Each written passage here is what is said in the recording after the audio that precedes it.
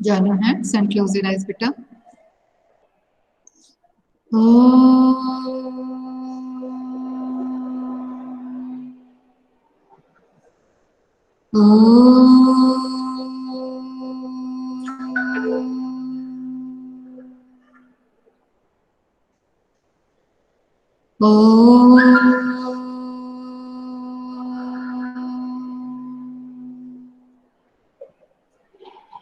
साई राम। साई राम बेटा, साई राम। आखिरी पार्ट ले रही हूँ, ठीक है। पिछले पार्ट का हमारा थोड़ा सा बाकी था, भाषा की बात, और कुछ प्रश्न है जो अनुमान और कल्पना के आधार पर है, तो इसलिए मैंने उसको अभी छोड़ा है। आगे एक दो क्लास में मैं बीच में ले लूंगी उसे, ठीक है। पार्ट है हमारा टोपी। टोपी के बहुत सारे मायने हैं, लेकिन इस पाठ में जो टोपी से हमारा अर्थ निकाला गया है या टोपी को लेकर जो कहानी बताई गई है, वो सिर्फ यह बताती है कि किस प्रकार जो शासक वर्ग है, जो बड़े लोग होते हैं, जो दूसरों पे राज करते हैं, वो किस प्रकार अपने अधिकारों का दुरुपयोग करते हैं। मतलब जिसके भी हाथ में पावर आती है, वो अपनी प्रजा पर या जिस पर भी वो अधिकार करता है, उसका गलत उपयोग करता है। तो इस कहानी में भी ऐसे ही है, ये एक लोक कथा की तरह है, और इसमें एक नर गौरैया और एक मादा गौरैया के बीच में जो संवाद चल रहा है, उससे उन्होंने पूरी कहानी को बताया है कि किस प्रकार शासक वर्ग दूसरे कमजोर लोगों पर अधिकार करता है, उनसे अपनी बातें मनवाता है और उनको काम करने के लिए बाध्य करता है, लेकिन उनका मेहनताना या उनके काम के हिसाब से उनको पैसे या चीजें उपलब्ध नहीं हो पाती। तो एक बहुत ही अच्छा व्यंग किया गया है शासक वर्ग के ऊपर, जिसमें दोनों ने ही बहुत सुंदर ढंग से इस कहानी को आगे बढ़ाया है, ठीक है।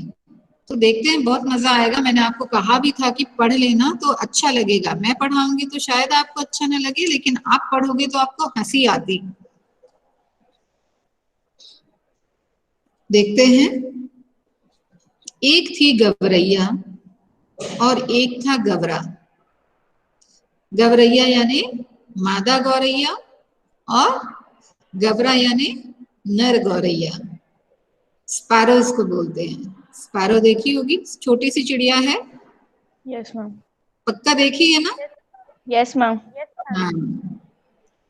दोनों एक दूसरे के साथ एक दूसरे के परम संगी, मतलब दोनों साथ साथ रहते थे, सुख दुख साथ में बांटते थे, खाना पीना साथ में करते थे। मतलब जीवन का आनंद जो होता है वो दोनों साथ साथ ही लेते थे। अगर दुख आता था वह भी दोनों साथ ही झेलते थे। तो परम साथी थे, परम संगी थे, एक दूसरे के सुख दुख के साथी थे। साथ हंसते साथ ही रोते, एक साथ खाते पीते एक साथ सोते। भिनसार होते ही, भिनसार का मतलब होता है सुबह, क्षेत्रीय भाषा का शब्द है भिनसार, सुबह। भिनसार होते ही खोते से निकल पड़ते दाना चुगने, और झुटपुटा होते ही खोते में आ घुसते। थकान मिटाते और सारे दिन के देखे सुने में हिस्सेदारी बटाते। एक शाम गवरैया बोली, आदमी को देखते हो कैसे रंग बिरंगे कपड़े पहनते हैं, कितना फकता है उन पर कपड़ा। ध्यान देना, ठीक है। दोनों सुबह सुबह दाना चुगने खोते, खोता मतलब घोंसला, खोते का मतलब होता है घोंसला, खोते में से निकल पड़ते। और झुटपुटा यानी शाम के समय में, सूर्यास्त होते समय वो लोग अपने घोंसले में वापस आ जाते। फिर दिन भर के अनुभव बांटते कि क्या किया, क्या हुआ, कहाँ गए, क्या क्या किया। तो ये सारी चीजें एक दूसरे से बांटते और अपनी थकान को मिटाते। अब एक शाम को जब गौरैया वापस आती है, मादा गौरैया अपने घोंसले में आती है, तो नर गौरैया से बोलती है। क्या बताती है कि तुम्हें पता है आदमी कैसे दिखते हैं? कैसे दिखते हैं? तरह तरह के कपड़े पहनकर कितने सुंदर, कितने स्मार्ट दिखते हैं, ठीक है। उसको अंग्रेजी नहीं आती थी, आती थी क्या? ठीक। तो बोलती है कि उन पर कपड़े कितने खिलते हैं, मतलब कपड़ों के साथ में इंसान की स्मार्टनेस जो है, इंसान का रंग रूप और भी निखर जाता है। फबता है मतलब खिलता है, सूट करता है इस पर। तो इंसान जैसे कपड़े पहनता है, पक्षी या जानवर भी तो कपड़े पहन सकते हैं। उसका कहने का तात्पर्य यह था। खाक फबता है, गवरा तपाक से बोला। कपड़ा पहन लेने के बाद तो आदमी और बदसूरत लगने लगता है। दोनों के विचारों में जो भेद है, मतभेद है, वो देखिए आप। दोनों में कितना मतभेद है सोच में।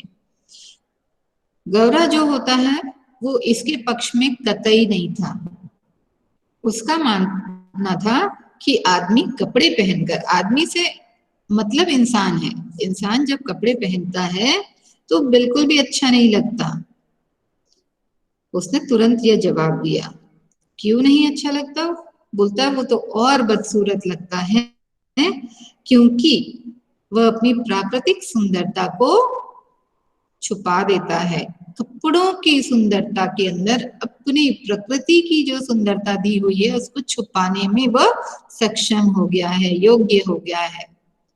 हमारी पहचान समाज में किस चीज से होती है?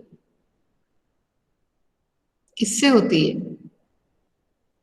बताइए? अच्छे व्यवहार से, और अच्छे कामों से। अच्छे कामों से। लेकिन फर्स्ट साइट में जो दिखता है वो किससे दिखता है? कैसे अंदाजा लगाते हो आप इम्प्रेशन, कि वो इम्प्रेशन कौन सा है? महंगे कपड़े, अच्छे दिखने वाले कपड़े। महंगे कपड़े, अच्छे दिखने वाले कपड़े।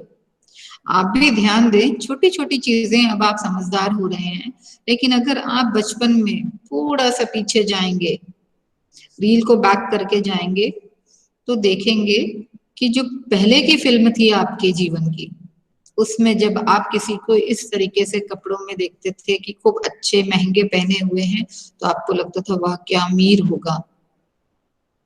और वैसे ही किसी के कपड़ों को सादा या सादगी भरा देखकर आप बोलते होंगे इसके पास ज्यादा पैसे नहीं होंगे। इसी तरीके से आज भी आप तैयार होते हैं जब आप किसी शादी ब्याह या किसी फंक्शन में जाते हैं।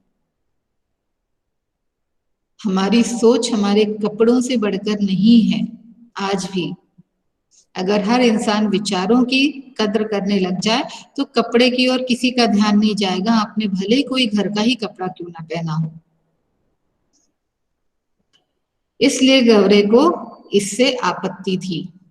उसका मानना था कि वो दिखावा करता है, मनुष्य जो है वो दिखावा करता है, और दिखावा करने के लिए वो किसी भी हद तक चला जाता है। अब क्या होता है, लगता है आज लटजीरा चुगाए हो। लटजीरा एक जंगली पौधा है, जंगली अनाज है ना, लटजीरा। तो बोलता है कि इसलिए तुम बहकी बहकी बातें कर रहे हो। गौरैया क्या बोलती है, लगता है तुमने वो जो बहकने वाला पौधा है उसको चुग लिया, उसके दाने चुग लिए हैं, इसलिए आज तुम्हारा दिमाग ठिकाने पर बिल्कुल नहीं है, क्योंकि मैं जो बात कर रही हूँ उसको तुम सही से ले ही नहीं रहे हो। तुम तो बस कुछ कुछ बोले जा रहे हो, बहक गए हो तुम, है ना। जैसे हम में से कोई बहक जाए, कुछ उल्टी सीधी बात करते तो बोलते ना पीकर आया लग रहा है, तो ऐसी वो बोलती है लगता है तुम लटजीरा चुप कर आए हो, इसलिए तुम बहकी बहकी बातें कर रहे हो, तुम मुझसे बिल्कुल भी मेरे पक्ष में नहीं बात कर रहे। कपड़े पहन लेने के बाद आदमी की कुदरती खूबसूरती ढक जो जाती है। गौरा बोला, अब तू ही सोच, अभी तो तेरी सुघड़ काया को का एक एक कटाव मेरे सामने है, रोए रोए की रंगत मेरी आंखों में चमक रही है। अब अगर तू मानुस की तरह खुद को सरापा ढक ले तो तेरी सारी खूबसूरती ओझल हो जाएगी कि नहीं। अपने पक्ष में तर्क देते हुए गौरा बोलता है कि देख, तू वैसे ही गुस्सा हो रही है मुझसे, लेकिन मैं समझाता हूं, अगर तू आज कपड़े पहन ले तो तेरी प्राकृतिक सौंदर्य को मैं कैसे निहारूंगा। तू ऐसे कितनी सुंदर लगती है, लेकिन कपड़े पहन लेने के बाद तेरी कपड़ों की सुंदरता दिखेगी, तू नहीं दिखेगी। तो तू सोच कपड़ा कैसा होता है, वो तो हमारे शरीर को ढक लेता है। कपड़े केवल अच्छा लगने के लिए नहीं, गौरैया बोली, मौसम की मार से बचने के लिए भी पहनता है आदमी। अब गौरैया ने तर्क दिया, भले तुम गलत सोचते हो, ठीक है, कुछ हद तक मनुष्य सुंदर दिखने के लिए, आकर्षक दिखने के लिए भी कपड़े पहनता है, लेकिन वह साथ में अपने आप को अलग अलग मौसमों से भी बचाने का काम करता है। वह जब कपड़े पहनता है तो मौसम के अनुरूप पहनता है, ताकि वह हर मौसम में अपने आप को बचा सके। अगर किसी को प्रॉब्लम नहीं है ना, तो कैमरा प्लीज ओपन कर लें, क्योंकि आप मुझे दिख नहीं रहे हो ना, तो ऐसा लग रहा है मैं स्क्रीन को पढ़ा रही हूँ। हाँ, गुड, कोई बात नहीं, आप जैसे भी हैं, मुझे कोई प्रॉब्लम नहीं है, क्योंकि ठंड बहुत ज्यादा है। ठीक, लेकिन आप सामने दिखते हैं तो ऐसा लगता है कि आपसे रूबरू हो रही हूं मैं, लेकिन आप नहीं दिखते हो तो थोड़ा सा अटपटा मुझे लगता है। ठीक है, तो 2-4 बच्चे जो कैमरा ऑन कर सकते प्लीज कर लें। हाँ, गुड, ठीक। तो अब वो बोलते हैं कि मौसम की मार से भी तो बच जाते हैं हम लोग, अगर हम कपड़े पहने तो मनुष्य क्या करता है, सर्दी में अभी हम ठंड से बचने के लिए स्वेटर्स पहन लेते हैं, कोट पहन लेते हैं, बारिश में बचने के लिए हम रेनकोट पहन लेते हैं, छाता लगा लेते हैं, तो हम बच पाते हैं। तो इस प्रकार से मौसम की मार से भी यह जो कपड़े हैं ये हमें बचाते हैं। तू समझती नहीं, गबरा हंसकर बोला, कपड़े पहन पहन कर जाड़ा गर्मी बरसात सहने की उनकी सकत भी जाती रही है, और इस कपड़े में बड़ा लफड़ा भी है। कपड़ा पहनते ही पहनने वाले की औकात पता चल जाती है। बहुत ही इंपॉर्टेंट लाइन है, कपड़ा पहनने से पहनने वाले की औकात पता चल जाती है, आदमी आदमी की हैसियत में भेद पैदा हो जाता है। ईश्वर ने या प्रकृति ने सबको एक ही रूप से एक ही तरीके से बनाया है, लेकिन मनुष्य क्या करता है, भेदभाव पैदा कर देता है। आपस में एक दूसरे को ऊपर नीचे देखने की आदत हम में आ जाती है, और उसका सबसे बड़ा जो रीजन है, सबसे बड़ा जो कारण है, वो हमारे पोशाक है, हमारे वस्त्र, हमारे कपड़े हैं। हमारे कपड़ों से हमारी पहली पहचान होती है। ठीक है, इसीलिए जब आप कहीं जाते हो तो अपने ड्रेस सिलेक्ट करते हो। शादी ब्याह के समय में आप शादी ब्याह वाले चमकीले कपड़े पहनते हो, लेकिन आम दिनों में आप उसको पहन के नहीं जाते हो। अगर मम्मा ने कभी कह भी दिया कि पहन लो, तो बोलोगे हाँ किसी फंक्शन में जा रहे हैं क्या, लोग क्या सोचेंगे, हंसेंगे। ये क्यों? क्योंकि हमारा माइंडसेट, हमारे दिमाग में ये विचार है कि यह वाले वस्त्र जो है, इस प्रकार की पोशाक जो है, वो शादी ब्याह के अवसरों पर ही पहनी जाती है, या किसी तीज त्योहार पे पहना जाता है। घर पर पहनने के कपड़े जो होंगे आपके बिल्कुल डिफरेंट होंगे, जो बहुत कंफर्टेबल होंगे। रात में पहनने वाले कपड़े और कंफर्टेबल होंगे। आपको अगर बोला जाए कि बाहर जो पहन के गए हो इसी को पहनकर सो जाओ, आप तैयार नहीं होंगे, क्योंकि आपको रात को कंफर्ट चाहिए। ठीक है, तो हमने इसमें कैटेगरी बनाई हुई है, और जिसके हिसाब से हम बिहेव भी करते हैं, उसी प्रकार से हमारा व्यवहार हो जाता है। शादी ब्याह में हम बिल्कुल स्टिफ से खड़े रहते हैं, हमारी ड्रेस की क्रीज ना खराब हो जाए, प्रेस ना खराब हो जाए, है ना, सिकुड़ जाते हैं तो हमको बहुत बुरा लगता है, बार बार प्रेस फेर के इतना कड़ा प्रेस करके जाते हैं हम लोग। ठीक है, ध्यान देना, अलमारी से निकाल के आप डायरेक्ट कपड़े नहीं पहनते। आप जब निकालते हो ना, तो फिर से एक बार प्रेस फेरते हो उस पर, कि मैं सबसे स्मार्ट दिखूं, सबसे सुंदर दिखूं, सबसे ज्यादा अट्रैक्टिव मैं ही दिखूं। ये क्या है? हमारी पोशाक, हमारे वस्त्र।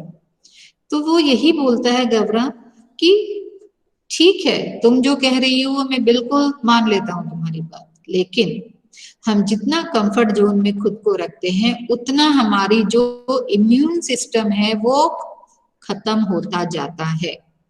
इम्यूनिटी हमारे शरीर की चली जाती है। सकत मतलब शक्ति, पेंसिल से लिख ले वहां पे, सकत का मतलब होता है शक्ति। हमारी शक्ति, सहन करने की जो शक्ति है वो चली जाती है। तो बोलते हैं कपड़े पहन पहन कर जाड़ा गर्मी बरसात सहने की जो उनकी ताकत है, जो शक्ति है, वो तो चली जाती है। अब वो सिर्फ कपड़े पर आश्रित होते हैं या निर्भर होते हैं। और इस कपड़े में लफड़ा भी बहुत है। जो अभी डिस्कस किया कि कपड़े को देखकर आप दूसरे की औकात को समझ जाते हैं। आप यह भी जान पाते हैं कि चमकीला कपड़ा है तो जरूरी नहीं महंगा है, आप उसमें क्वालिटी देख लेते हो। एक सस्ता कपड़ा भी मिलेगा आपको और एक महंगा कपड़ा भी मिलेगा। सस्ते कपड़े की क्वालिटी भी आपको पहचान में आएगी और महंगे कपड़े की भी क्वालिटी पहचान में आएगी, चाहे एक जैसा ही डिजाइन हो। तो गौरा बोलता है कि देखो ये कपड़ा जो पहनता है ना, बहुत सारे लफड़ों के साथ में पहनता है। क्या परेशानी आती है? कपड़ा पहनते ही पहनने वाले की औकात समझ में आ जाती है। आपके कपड़े को देखकर आपके फैमिली बैकग्राउंड को पता किया जा सकता है, आपकी सोच को पता किया जा सकता है। ये इसको जज करने के तरीके अलग अलग हैं। हो सकता है आपने ऊपर तो कपड़े पहन लिए, नीचे स्लीपर्स पहन के चले गए। आप देखो मिसमैच नहीं होता है ये सब चीजें, आप उसके हिसाब से अपने फुटवेयर भी डिसाइड करते हो।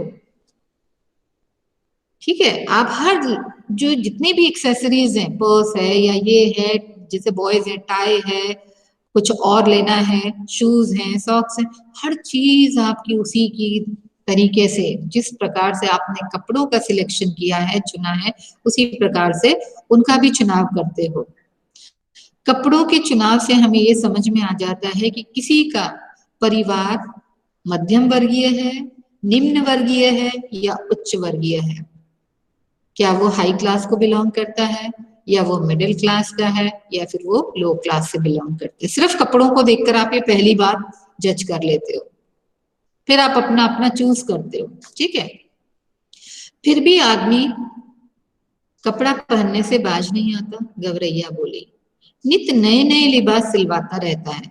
गौरैया बोलती है कि इसके बावजूद, तुम जो ये कारण बता रहे, इसके बावजूद इंसान जो है कई सारे कपड़े सिलवाता है और बदल बदल कर कपड़े पहनता है, अलग अलग वैरायटी के। हमारे कपड़ों में भेद होता है, विभिन्नता होती है, हमको अलग अलग चीजें अच्छी लगती है। स्कूल यूनिफॉर्म हर जगह नहीं चलेगी। एक ड्रेस जहां पहन के चले गए, अगले फंक्शन में वो नहीं पहनते। लोग क्या कहेंगे, मेरे फ्रेंड्स क्या कहेंगे, तेरे पास कपड़े नहीं है, तो यही पिछले भी फंक्शन में पहनकर आया था या पहनकर आई थी। मैटर करता है। हम उस जगह पे अपनी सारी चीजें दिखाना चाहते हैं कि मेरे पास अलग है, मेरे पास डिफरेंट है, मेरा कॉस्टली है, ये है वो है, बहुत सारी चीजें हम दिखाते, बोलते कुछ नहीं है हम लोग। अक्सर हम इसको अपने जेस्चर्स से दिखाते हैं, अपने हाव भाव से दिखाते हैं। यह नीरा पोंगापन है, बेवकूफी है। गौरा बोलता है ये तो पागलपन है, ये मनुष्य ना पागल ही होते हैं, बुद्धू होते हैं, इनको कुछ समझ में नहीं आता। आदमी तो लिबास से फकत लाज ही नहीं ढकता, हाथ पैर जो चलने फिरने काम करने के वास्ते हैं उन्हें भी दस्ताने और मोजे से ढक लेता है। सिर पर लटे हैं उन्हें भी टोपी से ढक लेता है। अपन तो नंगे ही भले। ठीक है, अब वो क्योंकि पक्षी है तो बोलता है कि हम तो प्रकृति ने जैसा बनाया है उसी प्रकार से रहना पसंद करेंगे, लेकिन ये मनुष्य कभी नहीं समझ सकता। ठीक है, शरीर को ढक लिया जिससे उसकी शर्म ढकी रहे, मतलब वो इंसान दिखे, लेकिन हाथ में दस्ताने पहन के हाथों को ढक लेता है, पाँव में मोजे पहन के मोजों पैरों की सुंदरता को ढक लेता है। तो ये क्या पागलपन है? मतलब अपने हाथ पैरों को काम ही नहीं करने देता, हर चीज को ढक कर रख लेता है, संभाल संभाल के। हाथ पैर भगवान ने क्यों दिए? काम करने के लिए, चलने फिरने के लिए। पर वो तो मोजे पहन लेता है, दस्ताने पहन लेता है, टोपी पहन लेता है, बालों की सुंदरता ही गायब हो जाती है, टोपी की सुंदरता दिखती है। तो ये तो बेवकूफी है। हम तो जैसे हैं वैसे ही रहना पसंद करते हैं, हमें कपड़ों की आवश्यकता नहीं है। हम नेचुरल वे से जीना चाहते हैं, प्राकृतिक तौर से जीते हैं हम जीव जंतु। ठीक है, आजकल लोगों को हमारे कॉलोनी में ना डॉग पालने का बहुत शौक है। आप देखोगे डॉग्स के भी ना जो ऊपर के ड्रेसेस हैं, वाह इतनी सुंदर, रंग बिरंगे, मतलब उनके कुत्ते भी सुंदर दिखते हैं। ठीक है, और आप सोचो कि वो कुत्ता क्या सोचता होगा, वो जो डॉगी है वो क्या सोचता होगा कि देख मैं कितने बड़े घर का हूं, है ना, गली में जितने डॉग्स होंगे उन सब पे इतराता होगा, हमको नहीं पता चलता ना, पर ये भी तो आपस में बात करते होंगे ना, गुर्राता होगा, बताता होगा मैं कितनी हाई फाई क्लास से बिलोंग करता हूँ। अंतर है, समाज में ये वर्गीकरण है, इसमें हाई और लो क्लास जो मेंटेन करते हैं हम, इसी वजह से है। अब वो बोलते हैं उनके सिर पर टोपी कितनी अच्छी लगती है, गौरैया को टोपी जो है उससे कुछ ज्यादा ही अट्रैक्शन है, उसमें उसका दिल आ गया है। तो बोलती है कि उनके जो सिर पे टोपी होती है ना, मनुष्य जो टोपी पहनते हैं मुझे बड़ी अच्छी लगती है, मुझे भी इच्छा है कि मैं भी एक टोपी पहनूं। ठीक है, तो गौरा को अच्छा नहीं लगता है, उसको तो गौरैया ऐसे ही पसंद थी, साधारण सी, सामान्य सी, बिना बनाव सिंगार के, जिसपे कुछ झूठ का कुछ भी ना हो। तो बोलती टोपी तू पाएगी कहाँ से? गौरा ने फटाफट बोला तुझे कहाँ से टोपी मिलेगी, अगर मान ले मिल भी जाती है तो तेरी नाप की तो होगी नहीं, तू तो पूरी ढक जाएगी उसमें। टोपी तो आदमियों का राजा पहनता है, जानती है एक टोपी के लिए कितनों का टाट उलट जाता है, जरा सी चूक हुई नहीं कि टोपी उछलते देर नहीं लगती। टोपी के भरपूर मुहावरे हैं इसमें, ठीक है। तो बोलता है अपनी टोपी सलामत रहे, इसी फिक्र में कितनों को टोपी पहनानी पड़ती है, इसीलिए मेरी मान तो तू इस चक्कर में पड़ी मत। बोलता है कि देख पहली बात तो टोपी तुझे मिलेगी नहीं, मान ले अगर मिल जाए, क्योंकि ये टोपी कौन पहनता है? शासक वर्ग, जो अपने आप को सुपीरियर समझता है, सर्वश्रेष्ठ समझता है, वो पहनता है। वो कौन है? राजा। ठीक है, राजा टोपी पहनता है, या जो सब अपने आप को बड़ा समझता है वो टोपी पहनता है। और बोलता है कि एक टोपी के लिए कितनों का टाट उलट जाता है, मतलब कितनों को नीचा दिखाना पड़ता है, कितनों को बेइज्जत करना पड़ता है। थोड़ी सी भी गलती होती है तो हमारी इज्जत उछल जाती। टोपी यहाँ इज्जत का प्रतीक है, ठीक है। तो छोटी सी गलती के कारण हमारी टोपी उछल जाती है। लोग टोपी उछालने से चूकते नहीं है, हमारी इज्जत उतारने से चूकते नहीं है। अपनी टोपी सलामत रखने के लिए, अपनी इज्जत को बनाए रखने के लिए दूसरों को बेवकूफ बनाना पड़ता है। टोपी पहनाना मतलब बेवकूफ बनाना, उल्लू बनाना, तो दूसरों को बेवकूफ बनाना पड़ता है। इसलिए तू तो मेरा कहना मान, इस टोपी के चक्कर में बिल्कुल भी मत पड़, तू ऐसी ही अच्छी लगती, तुझे बनाव सिंगार की आवश्यकता बिल्कुल नहीं है। गवरा था तनिक समझदार, इसलिए शक्की, जबकि गवरैया थी जिद्दी और दुनकी पक्की। दोनों के सोच में अंतर। गवरा समझदार था पर शक भी करता था, अगर उसकी गौरैया ज्यादा सुंदर दिखेगी तो, ठीक है, जलन का भाव है, ईर्ष्या का भाव है, ठीक। लेकिन जो गौरैया थी वो जिद्दी भी थी और बहुत ही डिटर्मिन्ड थी, जो उसने कर लिया उस पर वो अडिग रहती थी, अटल रहती थी। जीवन में सफल होने के लिए ये डिटर्मिनेशन सभी को चाहिए होता है। अगर आपको कुछ करना है ना, कुछ पाना है, तो डिटर्मिनेशन बहुत जरूरी है। निश्चय, दृढ़ निश्चय जिसको बोलते हैं, पक्का विश्वास, ये होना बहुत जरूरी है। उसके बिना कुछ भी संभव नहीं है, चाहे आप कितना ही कुछ कर लो, जब तक अंदर आपके लक्ष्य प्राप्ति का जुनून पैदा नहीं होगा कुछ नहीं हो सकता।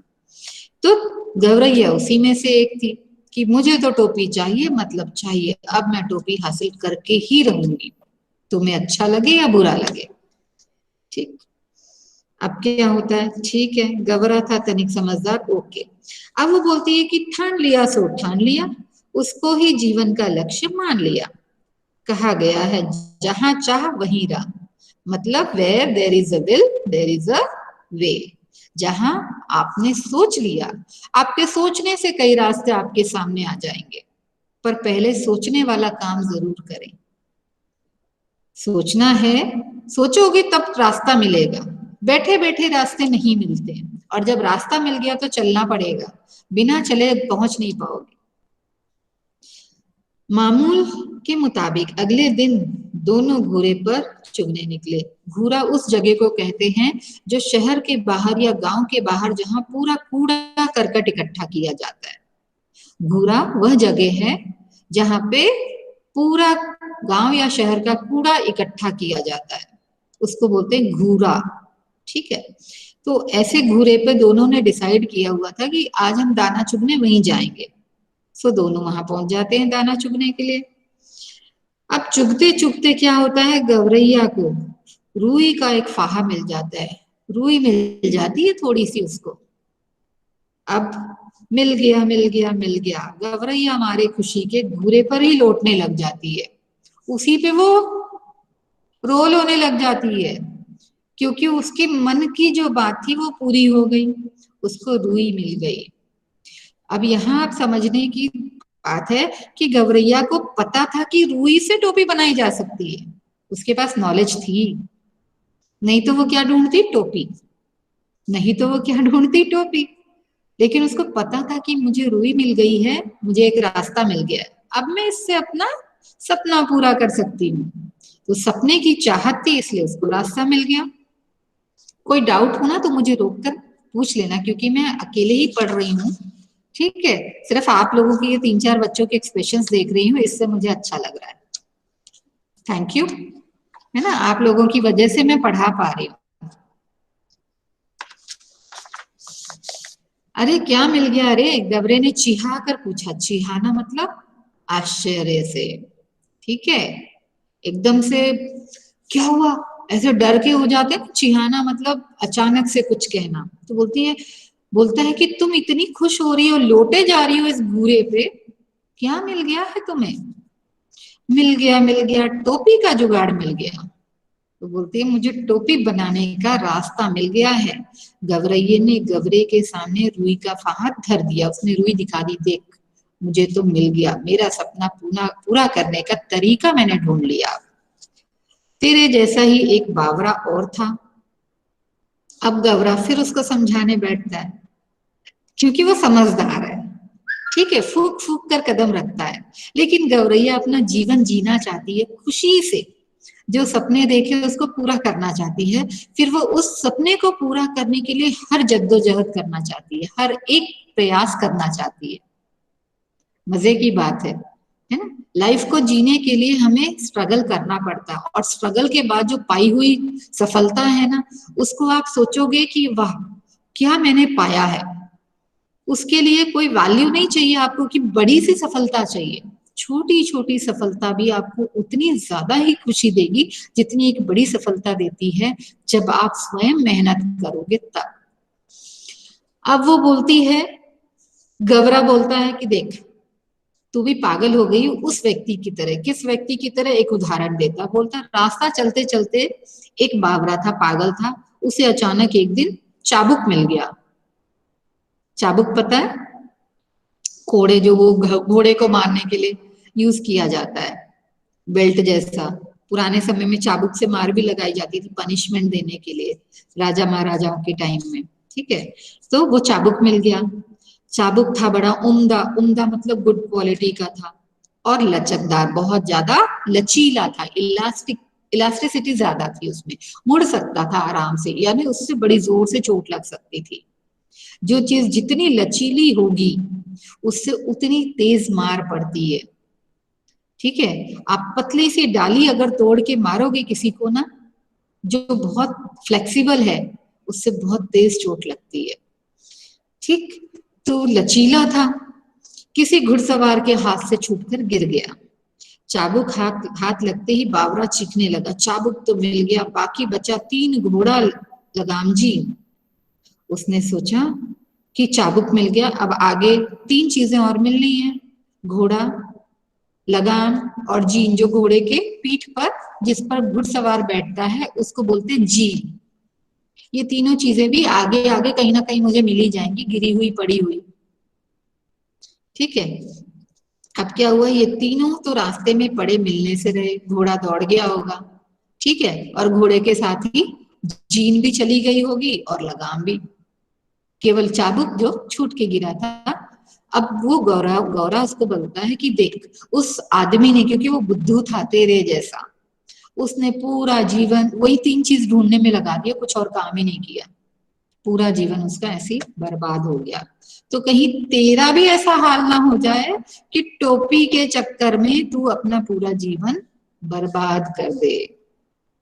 तो वैसा मत बन, समझदारी से काम ले, टोपी के लिए सोचना छोड़ दे और जैसे हैं मजे से जिए, इसके लिए प्रयास कर। बस देखते जाओ अब कैसे बनती है टोपी। गवरैया रूई का फाहा लिए हुए दुनिया के पास गई और जो जो आगे आगे आया, जो भी प्रोसेस होनी थी, सारी प्रक्रियाएं उसने पूरी की। अब यहाँ तक मुझे, अगर आपको कोई सवाल है तो आप मुझसे सवाल कर सकते हैं, क्योंकि ये पूरा नहीं हो पाएगा। अब किसी का कोई सवाल है तो प्लीज पूछ लें, और कोई सवाल नहीं है तो मैं पूछूं।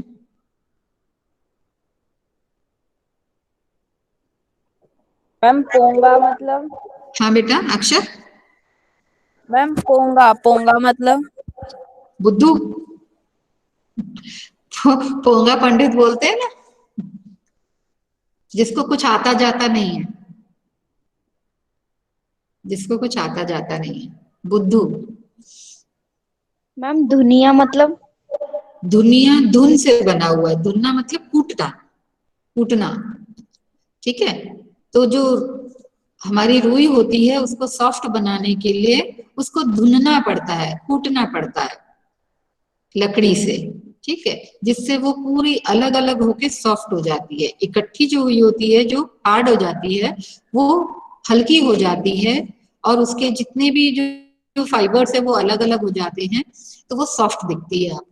हर एक चीज में, सॉफ्ट टॉयज में जो आपकी रुई होती है, फाइबर होता है, वो भी अगर इकट्ठा हो जाएगा तो आप अपने तकिए, रजाई और सॉफ्ट टॉयज का हाल देख सकते हो। उसका हाथ अलग सा दिखाई देगा, उसकी गर्दन अलग होगी, कहीं पे रुई होगी नहीं, फाइबर होगा ही नहीं। रजाई में भी वही हाल होता है, रजाई इकट्ठी हो जाती है, अंदर की जो फाइबर है या रुई है वो जब इकट्ठी हो जाती है तो आपको गैप दिखता है कपड़े में। तो दुनिया क्या करता है, इस सबको हल्का कर देता है, सारे जो उसके रुई है उसको, उसकी जो गांठें उसको खोल देता है, धुन कर, कूट कूट कर। उनके लकड़ी का एक पटरा सा रहता है, फट्टा सा रहता है, उससे वो कूटते हैं और बार बार मार खाते खाते वो अलग अलग हो जाती है और सॉफ्ट हो जाती है। तो दुनिया धुनता है, कूटता है, यस मैम। इसलिए बोलते हैं ना, उसने बहुत अच्छी धुनाई की, टीचर ने आज बहुत अच्छी धुनाई की, मम्मी ने धुनाई की, इसीलिए बोलते हैं कुटाई की होती है। और कोई doubt?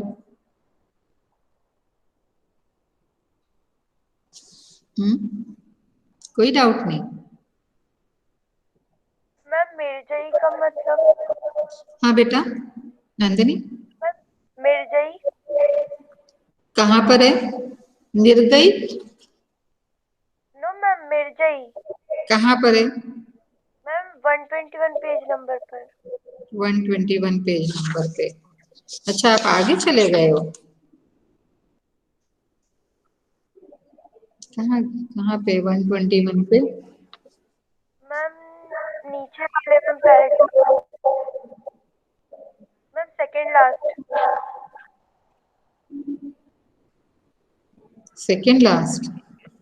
Yes ma'am. Second last में मिर्जाई कहाँ है?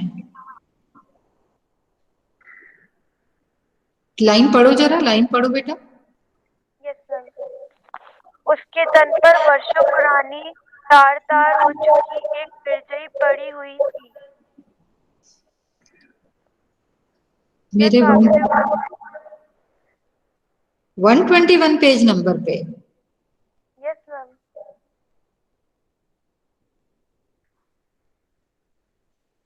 किसी को मिला है 121 पे? किसके बारे में ये?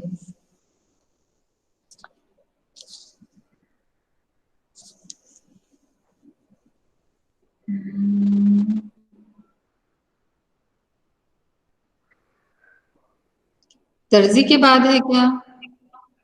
दर्जी के बाद है या राजा वाले बात, राजा के उसमें है? मैम दर्जी है ना मैम, उसी के मैम पास में ही है। दर्जी के बाद यस मैम। दर्जी,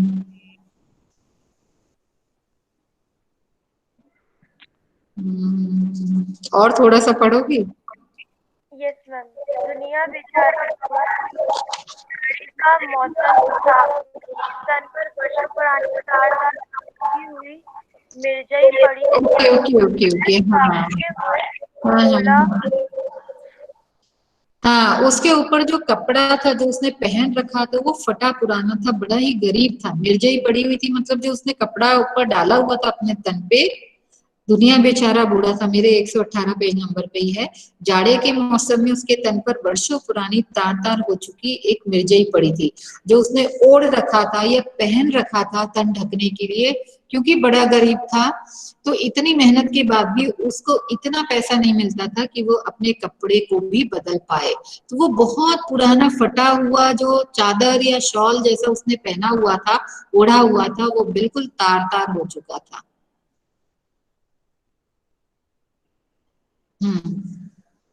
कपड़ा ही है जो शॉल जैसा है, या आप बोलो कि तन ढकने के लिए रजाई तो नहीं था, जो शॉल की तरह उसने लिया हुआ था वो बिल्कुल ही फटा पुराना था, मतलब बहुत पुराना, उसको वो नया भी नहीं ले पाया था या उसको सुधार भी नहीं पाया था।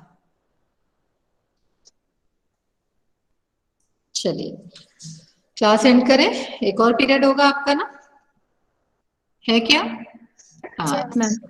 अब नए साल में ना इसको पढ़कर आना, थोड़ा सा मजा आएगा, किसी दिन एक टाइम निकाल के थोड़ा सा पढ़ना, मजा आएगा। ठीक है, और बताना कहाँ कहाँ आपको अच्छा लगा। ठीक, चलिए शांति पाठ।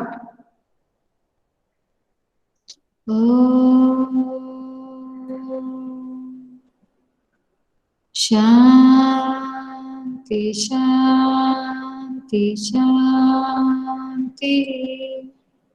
Sai Ram, wish you Sairam ma'am. New year.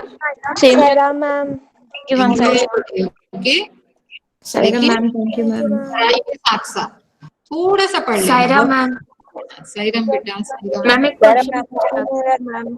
हाँ मैम अभी जैसे सर वगैरह बोल रहे हैं कि वो कभी भी कॉपी ले सकते हैं, तो मतलब एग्जाम नहीं होंगे? हाँ, बिल्कुल होंगे। Ma'am offline? ऑफलाइन भी हो सकता है बेटा, क्योंकि 9 to 12 के बच्चे तो पूरा स्कूल पे ही आ रहे हैं, स्कूल में ही आ रहे हैं, तो हो सकता है कि 8th में भी पहुंच जाए हम धीरे धीरे नीचे की तरफ। 6 to 8 भी आ सकते हैं, 1 KG to 5 वाले नहीं आ सकते, लेकिन 6 to 8 का हो सकता है। तो काम को करो, इससे आपकी प्रैक्टिस रहेगी, कोई देखे ना देखे लेकिन आपकी प्रैक्टिस रहना जरूरी है, क्योंकि आप आओगे, हो सकता है इस ईयर नहीं आओ मान लो, तो सीधा 9th में जाओगे और 9th में फिर आपको बहुत ज्यादा मेहनत करनी पड़ेगी, हैबिट चली जाएगी, है ना? तो थोड़ा थोड़ा सा काम करते रहो। कहीं पे आपको समरी लिखनी है तो समरी लिख डालो, कभी कहीं कुछ क्वेश्चंस, इंपॉर्टेंट क्वेश्चंस लिख लो, कुछ क्वेश्चंस बनाकर लिख लो, इससे लिखने की हैबिट बनी रहेगी, बस इसलिए, है ना? Yes ma'am. Thank you ma'am. Okay बेटा, okay. Thank you Sairam ma'am. Sai Ram बेटा, साई राम।